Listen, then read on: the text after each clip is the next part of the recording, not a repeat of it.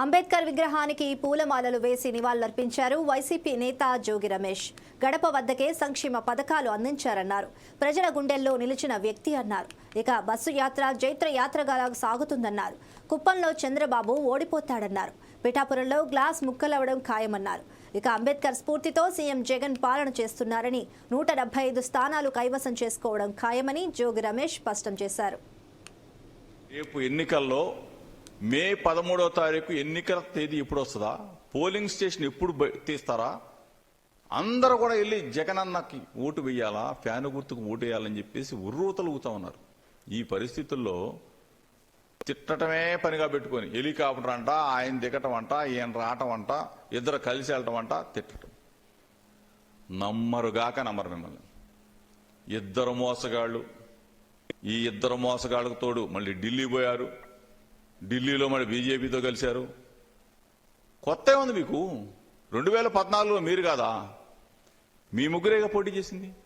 మీ ముగ్గురు పోటీ చేశారు, మీ ముగ్గురు కలిసి ఉన్నారు, మీ ముగ్గురు గెలిచారు.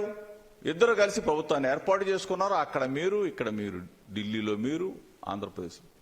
ప్రభుత్వాలు ఏర్పాటు చేసుకున్న తర్వాత ముగ్గురు కూడా తిట్టుకొని 3 ముక్కలైన తర్వాత మరలా తిట్టుకోవడం కూడా మామూలుగా తిట్టుకోవాలి. అమ్మ నా బూతులు తిట్టుకున్నారు మీరు. పవన్ కళ్యాణ్ ఏం తిట్టాడు?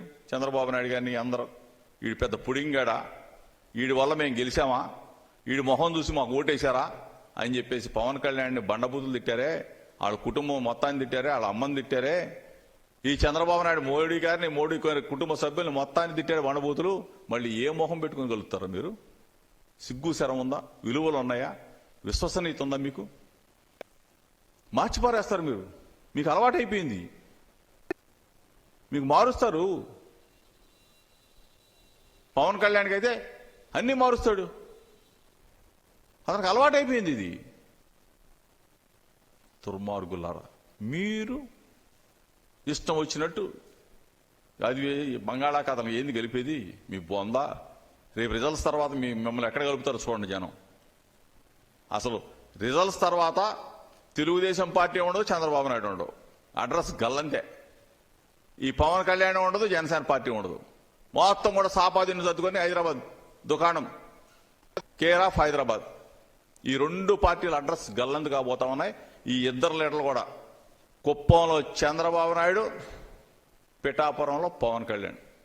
ఇద్దరు కూడా అక్కడేమో సైకిల్ కూలిపోతుంది, ఇక్కడేమో గ్లాస్ పగిలిపోబోతుంది. ఈరోజు ఒకటే చెప్తా ఉన్నాం. మనసు పెట్టాడు, ప్రజల మనసులు గెలుచుకున్నాడు. 3648 కిలోమీటర్ల సుదీర్ఘ పాదయాత్ర. ఆ పాదయాత్రలో ప్రజల సంకల్పం, ఆ సంకల్పమే మేనిఫెస్టో. ఆ మేనిఫెస్టోనే ప్రజల గడపకు చేరింది.